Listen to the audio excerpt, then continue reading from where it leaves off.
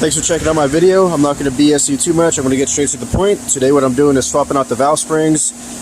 Here's a stock pair of valve springs. I'm swapping them out with a pair of Pack Racing springs that are good for 600 lift. And while these springs are out, I'm going to go ahead and swap out these factory two-piece seals, which is basically, here's a seal, here's like a little base, and the upgraded unit is just a single piece seal integrated into the base of the spring. So let's get straight into it. I've got my comp cam valve spring compressor tool already installed. When doing this, it's a lot easier just to get a tool specifically made for your application. This tool is good for like basically all Gen 3 and Generation 4 Chevy V8 engines. That's all the way from 4.8, 5.3, 6.0, 6.2, 7.0, all of them. This one does everything, because there is actually a difference between the cathedral and rectangle port heads. There's a hump in the head, and the if one's specifically made for cathedral port heads, that's Generation 3, it will not work on the 4. But this one does work on both, so that's why I really like it. I'll link this out in the description.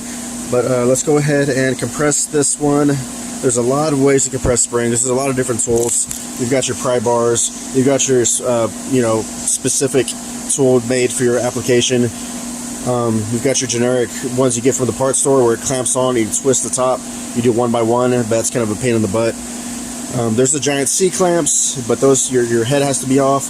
But this way you can do it with the cylinder head on. You do not have to remove it. You just either have to compress the chamber with compressed air or get it at top dead center so your valve does not fall through. But that's enough of that. Let me tighten this down.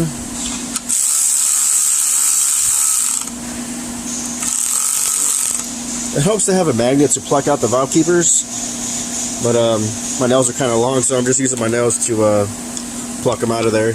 And I like to use a flathead screwdriver to kind of finesse the tool back and forth.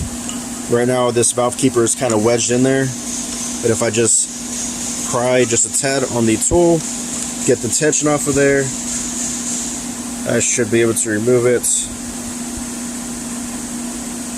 The valve is actually falling, so what I'm going to do for that is actually stick a rag on the underside to press up on the face of the valves to stop the valve from falling down like that.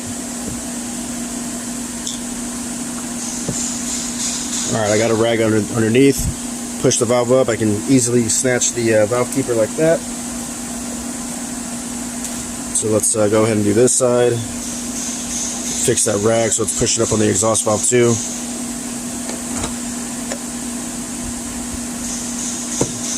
There we go. Valve is up.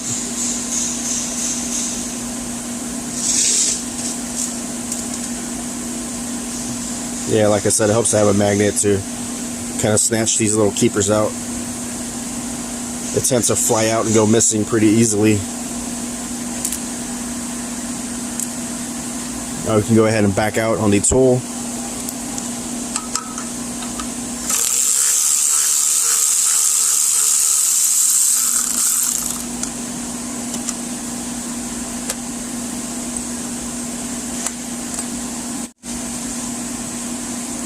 Alright, now for the valve seals, they should be pretty easy to pop off. I just get like a flathead screwdriver and just kind of work them out. Sometimes you can get some like needle nose pliers. It should come out pretty easily. So what happens is these seals will get dried up and brittle. They lose their like flexibility, and when they get dry, they don't seal as good.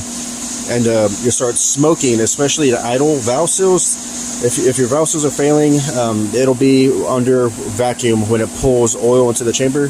There's basically two ways your motor's going to smoke. You got your piston rings, your valve seals.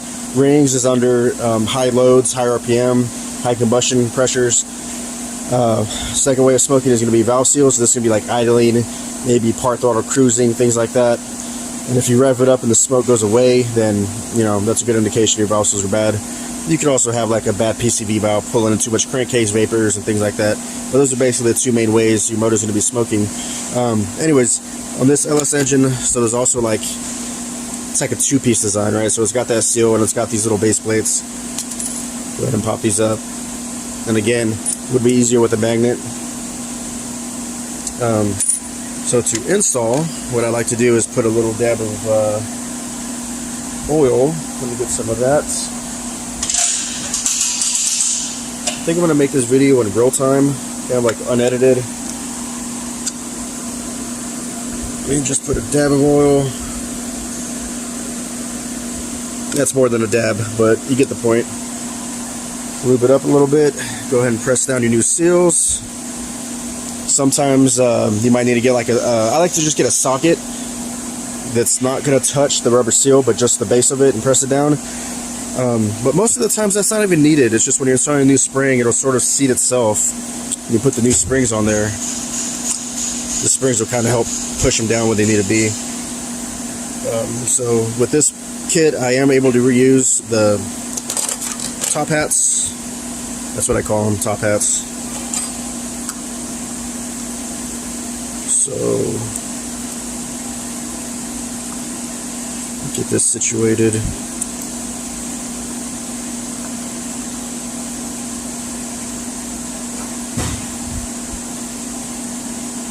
Okay. I'm gonna run the tool in so I can get the valve stem sticking out from the top hats.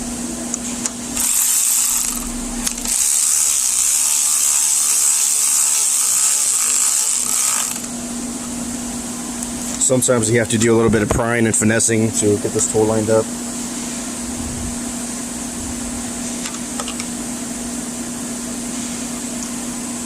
Yeah, that should be okay right there. I'm gonna go in just a little bit more. That should be okay. Just like before, I'm gonna stick a rag underneath to use the rag to help keep the valves up.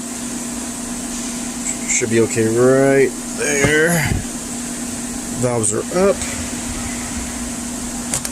So now it's just time to reinstall the valve keepers, and to do this, it would help to dab some grease to help keep it in place, because these things will move around, fall down, and pop out, and they can get kind of frustrating. But let me just kind of do this in real time so you see how I do it. So what happens is the stem tends to be on one side than the other. It's not dead center. So what happens is you have to kind of pry the tool over, drop the keeper in, and when you let go of the screwdriver, it's held in place.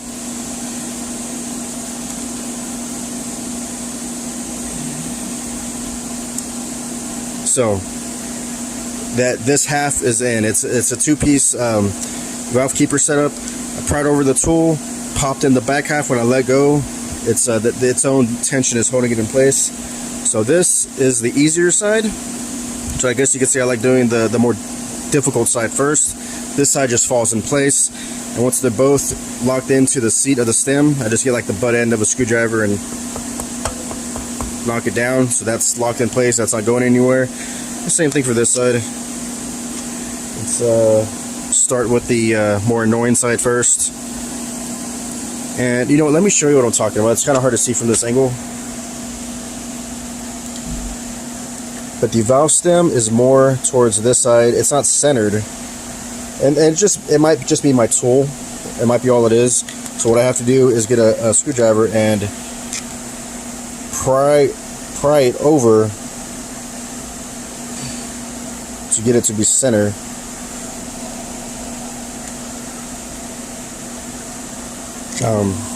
Anyways, let's finish this up. This is my last one, and I can remove the tool and we'll be done.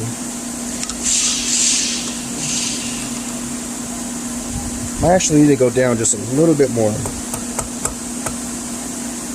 Just a little bit. Okay.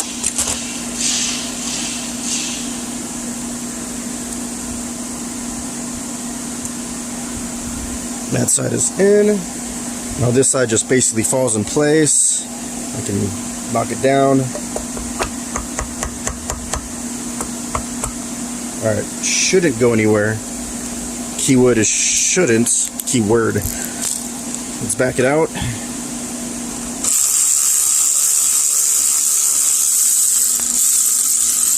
Alright.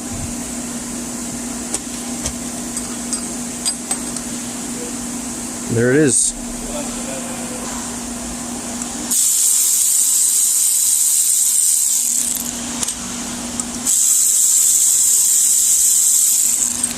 Alright, so yeah, that's a wrap on doing valve springs and valve seals on your, I guess this is going to apply for like a lot of applications, but this specifically is for Chevy LS engines.